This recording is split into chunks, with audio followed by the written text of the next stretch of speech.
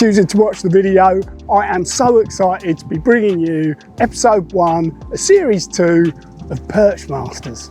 Ash Costa is an absolute Jedi. There's no other word for it. I had the pleasure of following him around for the day. I learnt so much, absolutely mind-blowing, and I'm going to share it with you now. Ash simply catches loads of big perch. He's spooning them out, or so it seems. You know, every time I look at social media, there he is with another massive grouper on his lap. Incredible. I want to know how he's doing it. I'm sure you do too. So let's stop listening to me waffling on. Let's go and find out.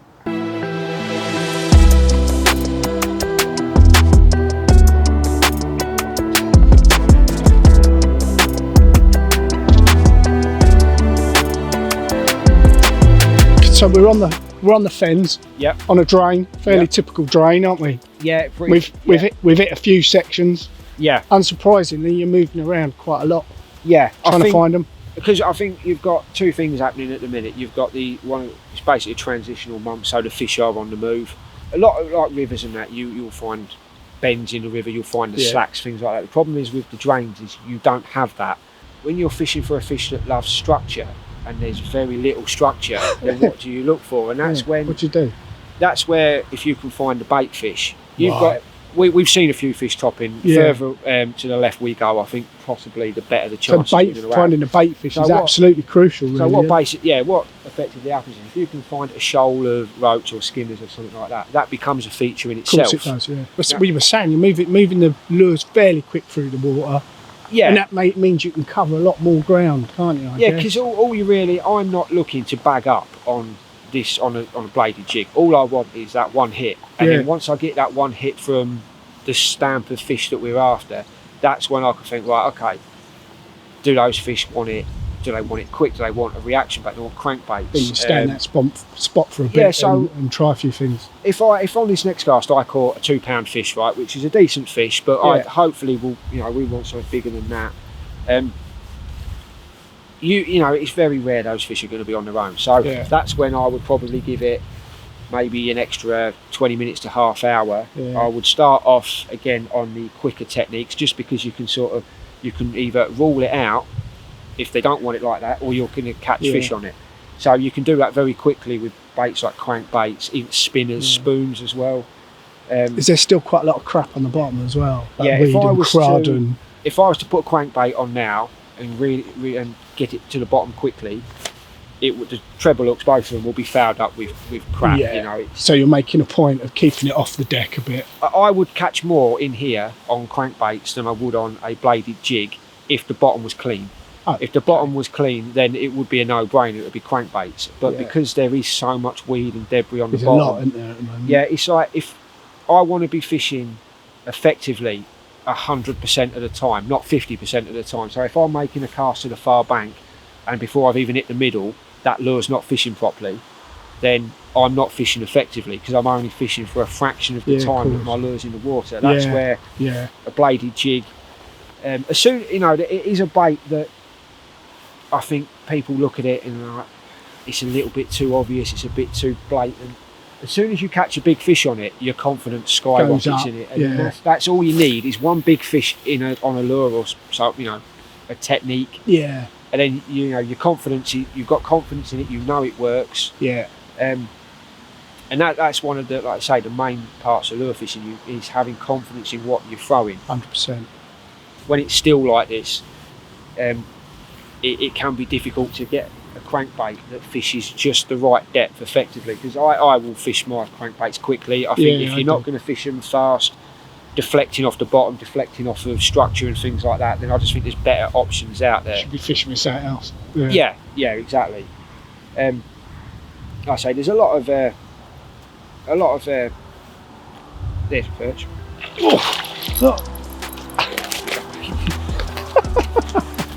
So I like the way you pulled him in.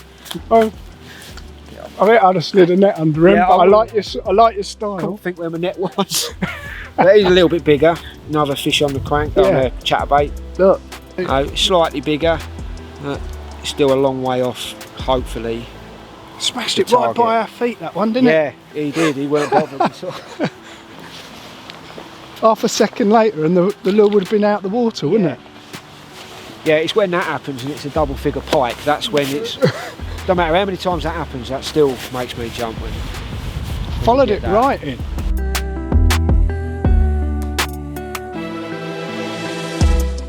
Takes through the rod then, weight of the rod, and yeah, the whole outfit. So this one, it's a very light rod. This one, it's Okay. 3.5 to 7 gram Right. with a maximum casting weight of 12 gram.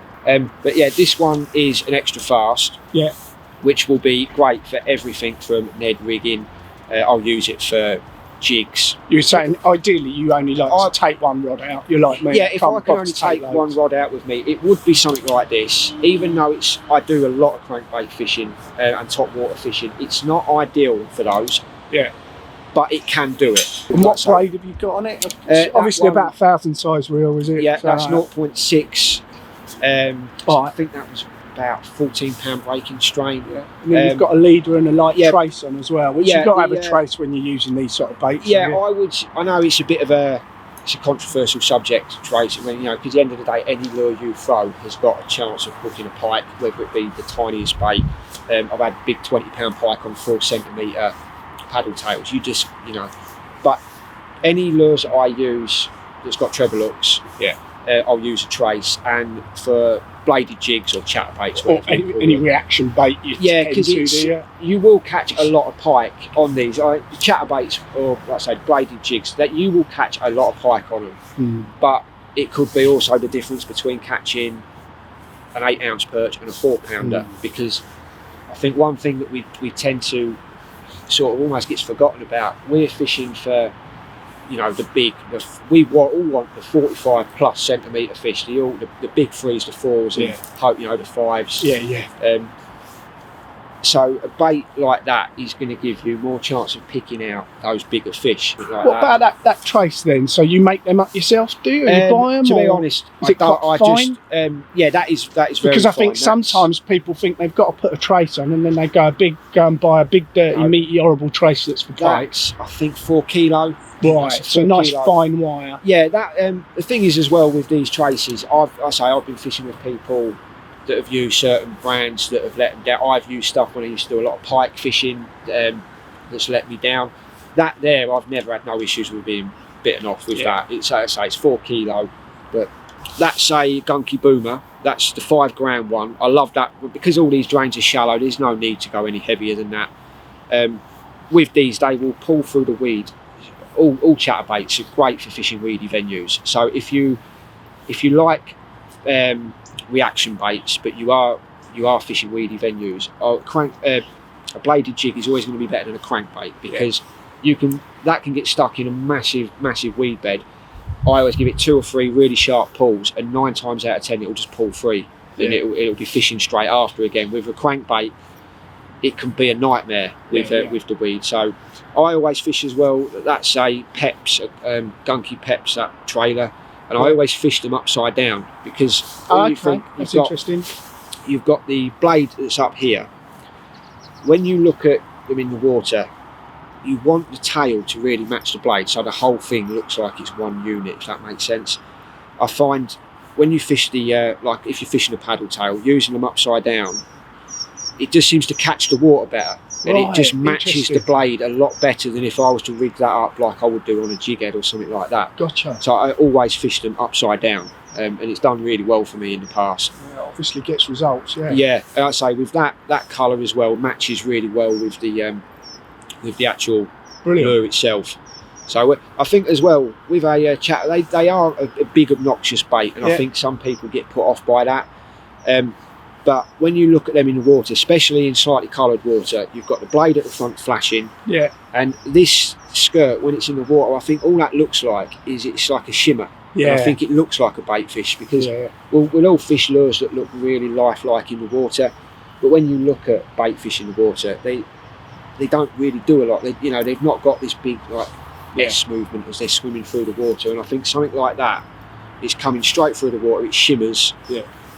If you've got perch feeding on slightly bigger bait fish as well. I think these are absolutely class baits. So they've done really well for me and some of my mates recently as well. So, well, we've had a few casts here. I think we're going to move on, are we? We are, mate. Yeah, awesome. I think that's brilliant stuff. Yeah, that. Fantastic.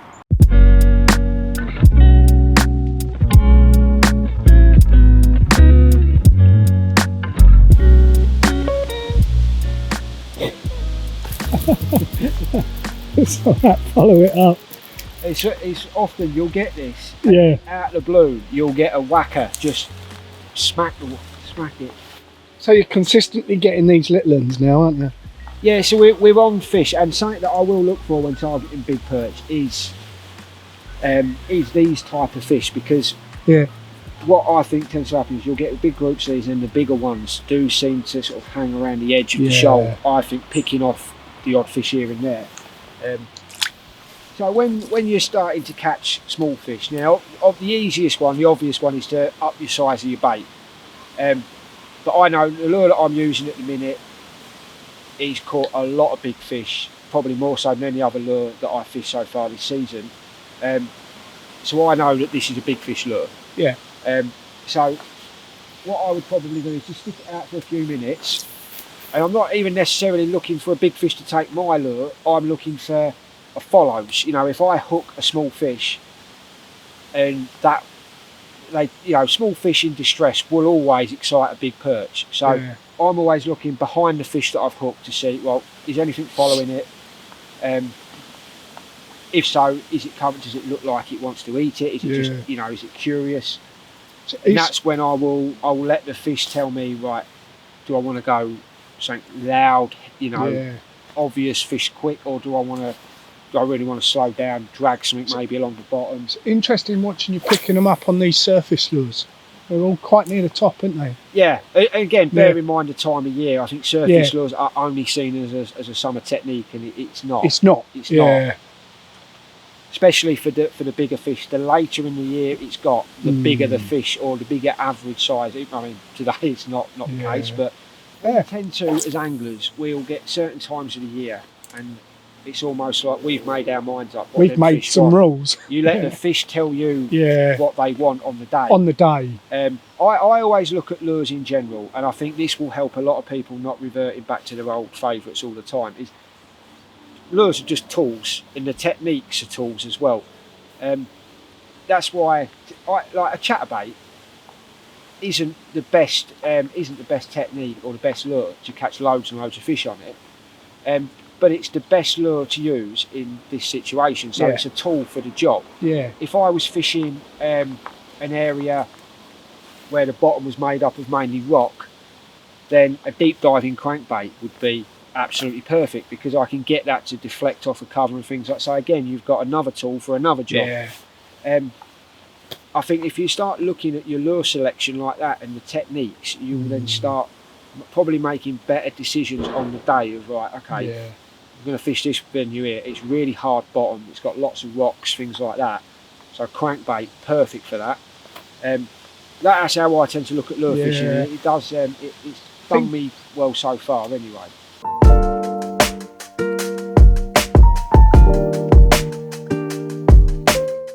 Right, this is the bit I've been looking forward to. We're going to have a look in your lure box. Very excited about this. What I tend to do is I will make sure that I have everything that I feel I might need, but I tend to carry like a little, basically a rig wallet that I will just literally clip to my zip with the lures that I know for a fact I'll use. So I can go through these and they're all at hand, and then if these are failing me, then I can look at other things. I noticed that's on your hip quite a lot. Yeah. I've mentioned to you earlier as well that I use a vest quite a lot for the same reason. It's similar principle, What are the ones you've used today mainly? Because you've had some success today, haven't you? Yeah. So the main one, which we've already covered, and again it's all down to the type of venue that we're fishing, would be the bladed jig, the boomer, with a Peps, which is a paddle tail rigged upside down. It's just really, really good in weed. It's waters that I would always use a crankbait for my search baits, but the waters that are weedy, it's just not practical. You're not fishing effectively all the time, and I want to fish effectively for as much time on the bank as possible. And a bladed jig is perfect for that. Is it a big fish lure, that? Is it? It is a big fish lure. Yeah. It will catch small fish, but again, it's like what we spoke about earlier, that when you use a big lure, it doesn't necessarily mean big fish. It just means less small fish. And what else have you been using? Something that's a similar colour. You like this olive colour, I've noticed. Well, if you have a look at the venue we started in, it had like a green tinge to it. It did, didn't it? Yeah. So I find with these, it sounds really unusual trying to get a lure to disappear in the water. Yeah. But I like to try to match the colour of the lure that I'm using, similar to the colour of the water that I'm fishing in. It just makes something that's very unnatural look more natural. You'll get like a shimmer in the water as that's going through. If we have a look at that other one, what's that other one then? Is that just it without a skirt? This one that here. You've had today. That one here that we've had a couple of fish on. We have one on there. Yeah, similar colour that's again. That's the Gunky Whiz. Okay. On a it's called a G-slide jig head. It's basically the design so you can, when you jig the lure off the bottom, it will dart to left and right. But I find when you cut the head off of the whiz and you rig it on those, it just makes it a really neat profile, really compact bait. It does catch a lot of small fish, but it was responsible for 2 of my bigger fish last year. So it's one of them lures that if you're really struggling and you just don't want to blank, that will probably be the one that I would always go to, because it'll catch everything from tiny perch to big pike. Fantastic. So what else have you got there? Take us through some of the other ones. This time of year, well, pretty much from the summer all the way up to winter, I'll always start on like a walk the dog style bait. Yeah. Early morning you will often see perch smashing fry near the surface, so it just makes sense to use a surface lure, or at least a lure that stays up in the water. Good thing with walk the dog lures is you can cover a lot of water very quickly, and even if the fish are not having it and they're not really hitting the lure, you will often get fish follow it in. So it's a really good indicator of, well, I ain't caught a fish, but I've just seen a 3-pounder follow that lure in, so you know you're in the right area. So it's a great search bait. I will fish those often in like a team. So what's that called? That one? That one's a Megalon. Megalon, okay, cool. And this one's the Hedora, which is a popper. Is that the popper you were using? I was using the smaller version of this earlier. Exactly the same colour and everything, just a slightly smaller one. So once you've found, if you want to stay on the surface and you think that there's that you want to see if there's a bigger fish in the area, once you've found them on a walk the dog style, switch into a popper, especially round structure like we found them earlier just off that reed bed. With the poppers you can fish them a little bit slower. You can finesse them a little bit more. For the amount of commotion that a popper can make, it's surprising if you keep the rod tip low and you're very careful with how hard you're sort of hitting the rod down. You'll get these really tiny like little pops, and because then you can let it sit and it'll create these like rings that sort of disperse from the lure. It can be a really good way of just picking out that odd bonus fish after you've covered the area with a walk the dog style lure. So I'll always fish poppers and walk the dog in sort of teams. Okay. So then I would then go on to like the bladed jig, which we've already covered. Yeah. If that doesn't produce that, then you've got like twitch baits, things like that. They're again great. It's almost like a walk the dog subsurface lure. You have the same. That one is it Kamara? I forget the name of a lot of these. Yeah. You get that side to side action, and I find with jerk baits you can fish them quickly, quite erratic, and I think, like again what we mentioned earlier, sometimes if you're fishing a lure that's just too uniformed on the way back, I think it can stand out more than a lure that's all over the place. In the summer I'll use, if I'm on crankbaits in summer, I will use floating baits, because I think it's important not only just to cover water but to cover the depths of water. What's that one? That's a Geigen. That's in the smallest size. It's got quite a bulbous body, that one, when you look at it, so it'll have quite a wide action, which I like in the summer, but in the colder weather I'll then go on to, when it gets colder, I want that tighter action. That again, that's still a Geigen, but that's if you look at the difference in body shape, that one's like a really rounded lure, where that one's got more flatter sides. That one's going to have a lot tighter action to it. I find with tight action baits like that, when you get them, cast them out as far as you can get them, because the further you cast, the quicker that's going to hit the bottom, and it's fishing for longer. If you make a 30-yard cast and you've got a lure that touches bottom after 10 yards, you might only be touching bottom for another 10 yards and then it's coming back up in the water. Right. These, I love fishing crankbaits on hard bottoms, rocks, Right. things like that. Because when that's coming along, it'll hit a rock and it'll deflect off. And it'll often be on that deflection that a perch will just be triggered into biting. I think, again, you've got a fish following that bait. It needs something to get that fish from following it and being interested in it into committing. And that's when it hits some cover and it will deflect. That's often when you'll get those bites. Yeah, So, I mean, a lot of the ones that we're looking at there, hard baits, I think a lot of people sort of like think of using them in mild conditions. Do you know what I mean? Yeah.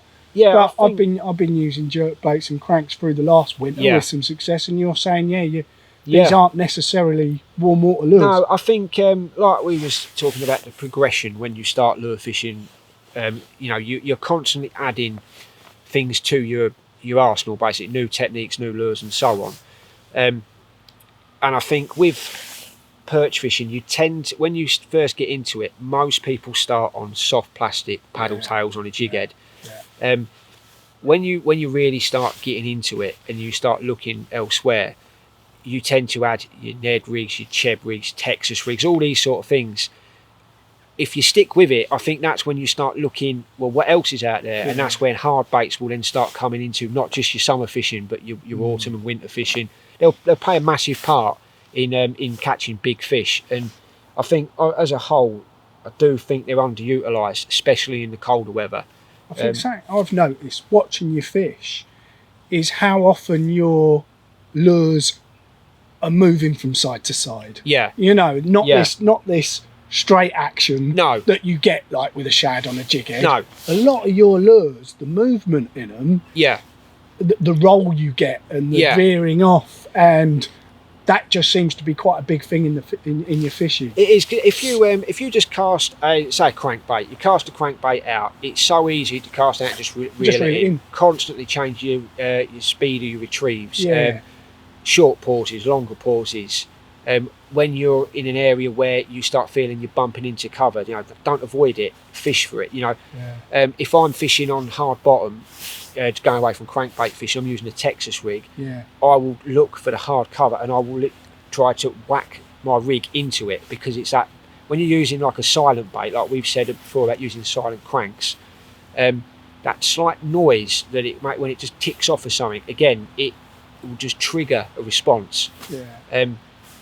Because at the end of the day, if you've got something silent hitting something else that's silent, which then creates a noise, it's a more natural sound that the fish are used to hearing, if that makes sense. It's not artificial. Yeah. I think while we're talking about noise, that is a subject that I've touched on in the videos and in Perch Masters before, but nearly always in coloured water, us trying to create noise. Yeah. We've had conversations today that I've never had with anyone, where you're trying to remove noise, which is quite interesting to me. That. In coloured water, especially if you've got less than 6 inches of visibility, you're relying on scent, vibrations, noise, things like that. So that's a completely different thing. But when you're fishing, like today, that first venue, we had probably 2.5 foot visibility. Yeah.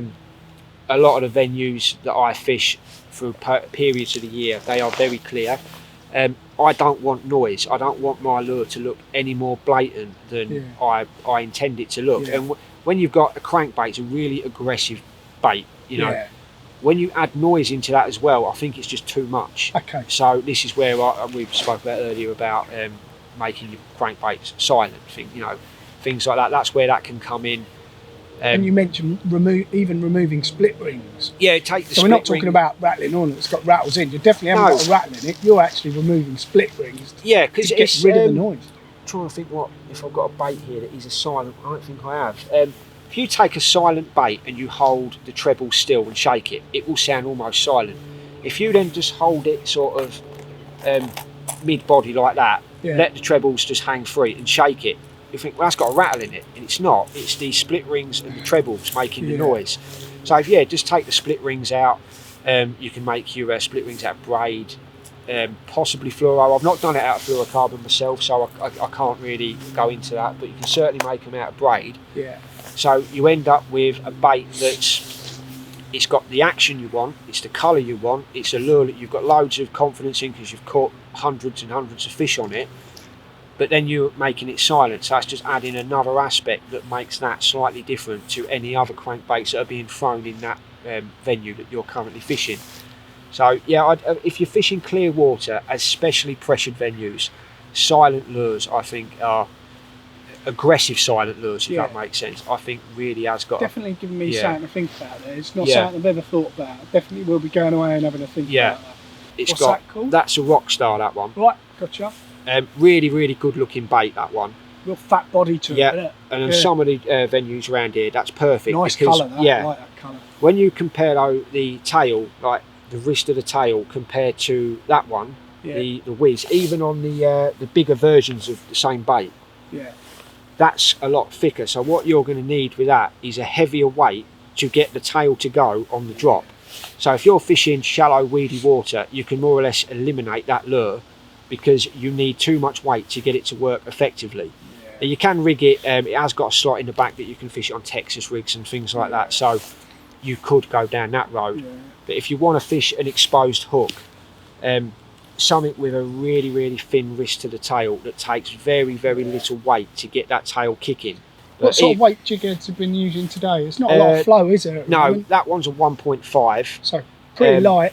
The one that I use more than any other is a 1.8. 1.8. 1.8 is probably my go-to because it gives me enough weight to make the lures that I want to use, make the tails go on them if I'm using a paddle tail. And it's not heavy enough that it's going to just sink in the weed all the time. If I use 3.5, which I used to use all the time, some of the venues it's fine, but there's other ones that I'm just snagging too much, so I might only be technically fishing 50% of my fishing time because I'm constantly... You keep saying this, you want to be fishing effectively.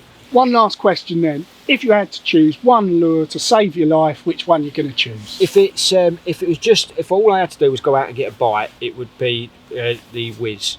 Right. I think that lure, all times a year, it will work. The Whiz. And the fact that I can fish it with such a light amount of weight and get that tail kicking. Needless to say, it's gunky, right? It is a gunky lure, that one, But it is genuinely a cracking bait. It'll catch everything from 1 ounce perch to 20 pound. What if you had to catch a big perch? Would it still be that? No. If I had to, even though that produced the 2 of my biggest winter fish last year, if I had to go out and catch a truly big fish, I would probably, depending on time of year, I would probably use some kind of a stick bait.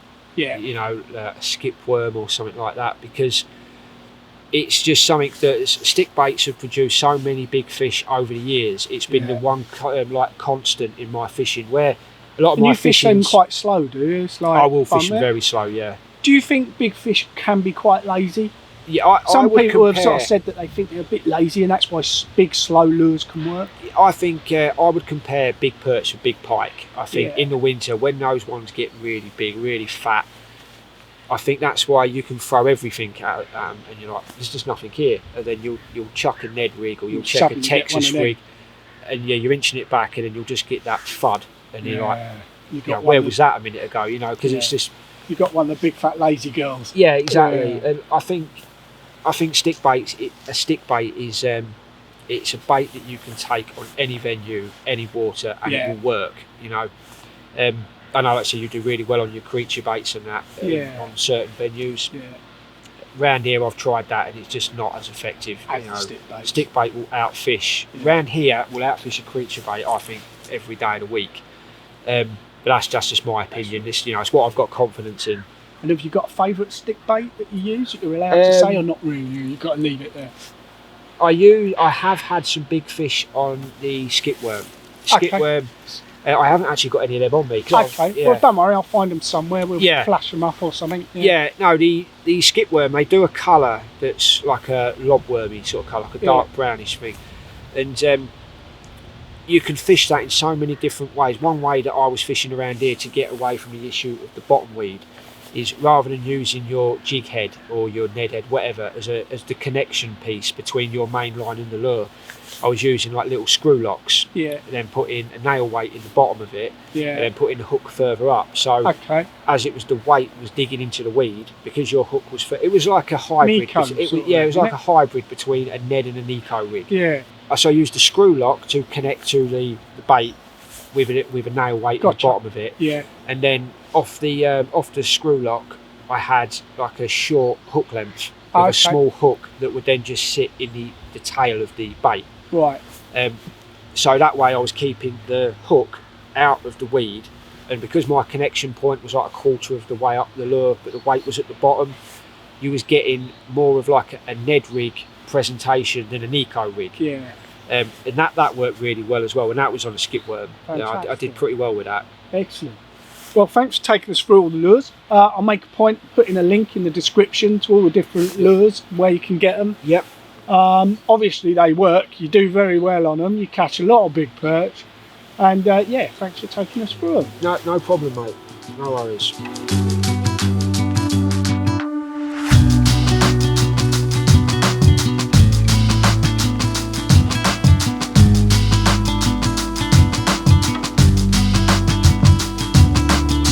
What I do find with the sort of blades and chatterbaits and certainly cranks and stuff like that down near me, because they are quite blatant, Yeah. do tend to pick up a lot of pike. Have you got a certain technique you use when you're using them to avoid the pike? There's not a technique that I use, but there are things that I would like. I am, to be honest, I'm surprised we've had no pike issues so far. Yeah, this section's normally full of jacks. Right. I always call it sort of under the radar fishing. So if I'm catching pike, so like this now, I've been switching between fishing this mid-depth and bouncing it along the bottom. Most of the bites have come fishing it mid-depth, so I will catch more pike doing that.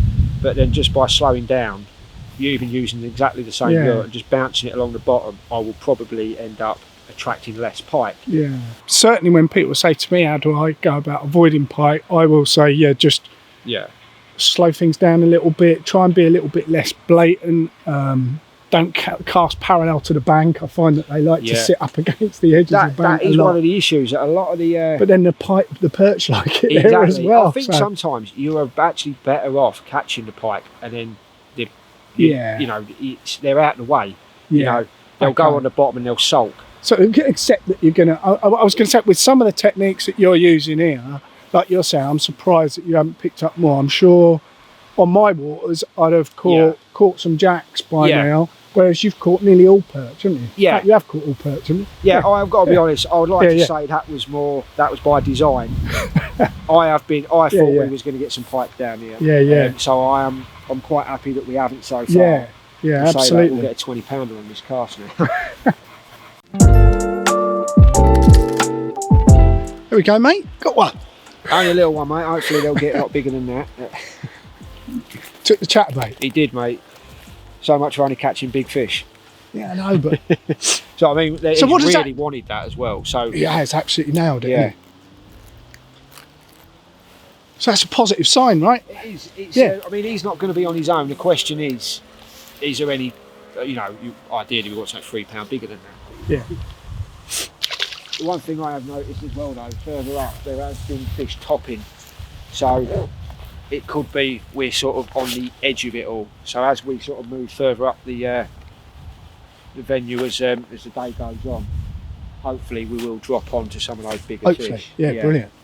I'll be probably catching quite a few more fish, but because of the weed in this venue, it's going to be every cast is going to be either you get a fish quickly or you're going to be snagged in weed. So it's you're trying to find something to deal with the weed.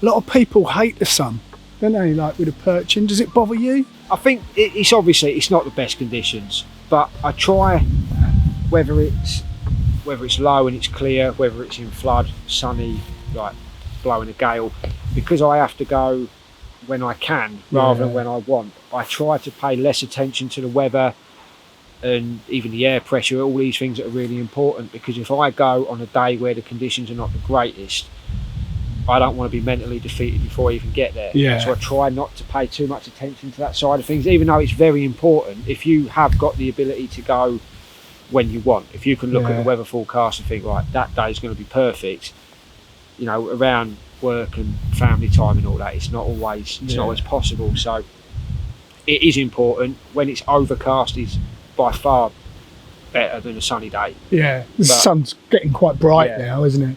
But the mindset that I always try to take into my fishing is it only takes one bite to change your entire season. And I think it don't matter if I've been on a run of blanks. You always, it just takes one fish to change its mind, or you drop on it, and like it might be the fish of a lifetime, never mind the fish of a season. Will you though say like it's bright now? Would that change the way you're fishing while you're out? It might change the colours that I'm using. Right. I find when you're fishing and it's bright, if you use a really flashy lure and the sun's reflecting off it, I think it's too much. Yeah. So if I'm using a crankbait, I might go to one with like a matte finish. Right. So you might go sort of more natural colours when it's bright and clear. I've had this on Perch Masters before where I turned the camera off and had an interesting conversation. Yeah. It's exactly the same with the others. I turn it off and then we're just chatting naturally. And we're talking about something that's probably worth mentioning. It was sort of like touching on dawn and dusk, I suppose. I talk a lot about short sessions at dawn and dusk. It sort of fits around my life, what works for me. Do you find dawn and dusk are the best times? Yeah, or what do you find? 100% in the well. I think again it's down to personal prep. Like if you've gone out in the morning and blanked, but gone out that evening and caught a 4-pounder, then all of a sudden it's all about fishing at dusk. But for my personal fishing, I found mornings outfish dusk every time. But that's what I found on the venues that I fish. Yeah. I think mornings, I would, if I had the choice to only fish say 2 hours a day, I would pick mornings all the way through until like we get deep into winter. Then bite time seems to sort of go back a little bit, so sort of like late morning, very early afternoon. And then the only thing I notice that really changes then is as you get later and later in the season, the bite time seems to get shorter and shorter. I remember not last season, the season before, I'd fished all day and I'd not had a single bite, and I'd gone back. I sort of like power fished up, not proper power fishing, but I was fishing crankbaits, suspended jerk baits, things like that. And it was on my way back. I got to one spot, doing exactly the same thing as I was doing all day. Covered that spot maybe 2 or 3 times throughout. That's a better fish. Or it might be weed. Yes. To bend into it. Yeah. When they move, when you set the hook. You had this particular session, and I went back, covered the same water that I'd already covered, and it was 3 casts, 3 fish, I think from 2.5 to 3.5 pound. And I'd covered that spot a few times, nothing, and it sort of made me sort of concentrate more around that sort of time, and it was like early afternoon.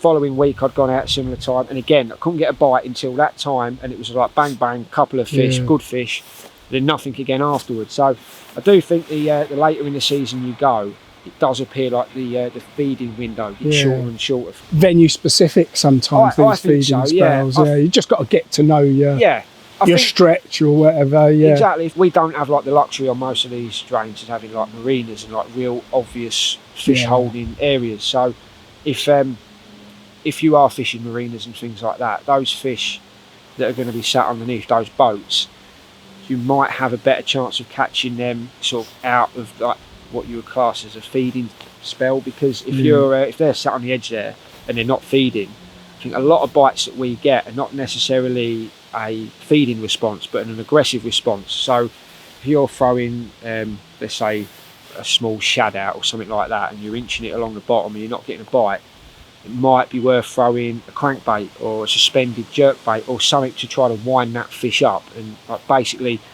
trigger a feeding, not necessarily a feeding response, but an aggressive response into hitting that lure. So I think if you are fishing and your venue has got a definite pattern with a feeding time, if you're fishing outside of that feeding time, I would go with aggressive reaction baits to try to, because they're not naturally feeding. You're almost you're provoking a fish. You're provoking a fish. You're tapping into their instinct. Yeah.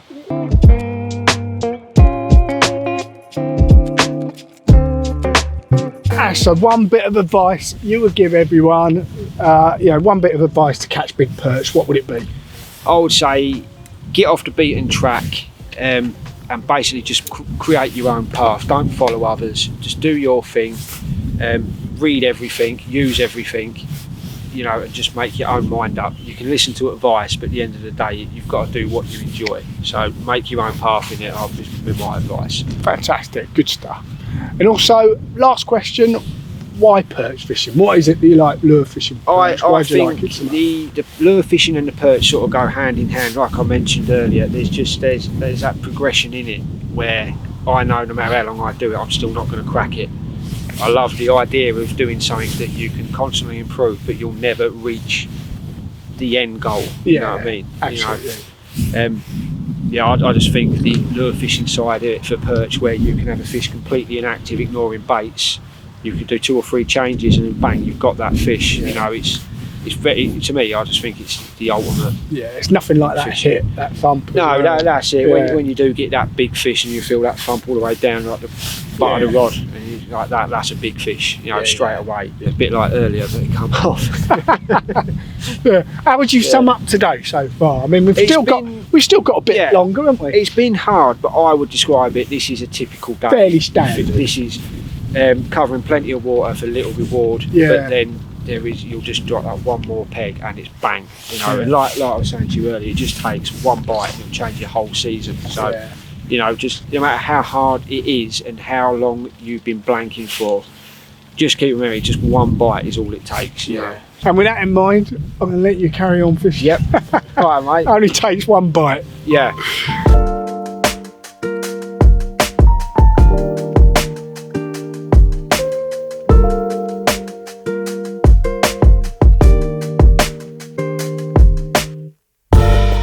Ash fished really hard.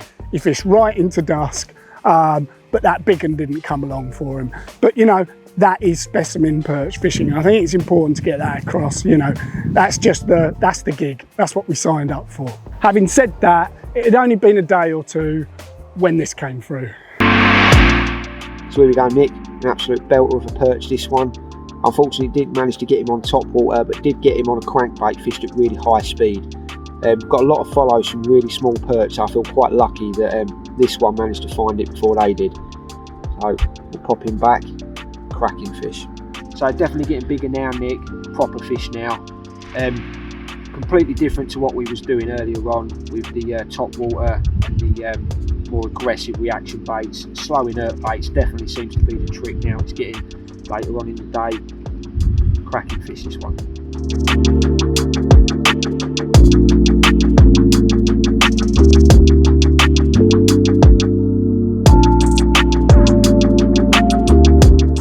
So there you go, that's it. I hope you learnt as much as I did.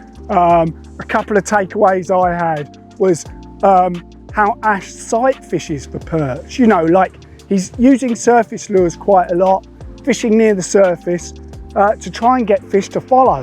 You know, if a big fish follows, he knows he's in the right zone. And I've got to be honest, not something that I've ever thought about is sort of like, almost like, yeah, fishing for follows. A bit like in other forms of coarse fishing, I suppose we fish for liners and stuff like that, but that was very interesting to me. Also, the amount that he was using surface lures, definitely something that I need to bring into my fishing, particularly with those sort of lures with that walk the dog action, just trying to get away from that straight retrieve. You know, having spent the day with him, watching him, a lot of his lures were sort of like coming from side to side, pausing side to side, walk the dog, you know, so that again, very interesting to watch. But then there was loads to take away there, wasn't there, in terms of methods and techniques and lure choice and making the right choices in the right context, in the right conditions. And yeah, Ash, what an absolute class act. Can't thank him enough. Absolute legend. The second episode has already been shot. It's in the can. I'm going to bring it to you and share it with you just as soon as I can. But again, another angler that's absolutely on top of his game that we can learn a huge amount from. And like I say, I cannot wait to share that with you. Remember, if you enjoyed the video and you learned a load from it, make sure that you like, you subscribe and all that stuff. But until the next video, which will be another Perch Masters, look after yourselves and be lucky.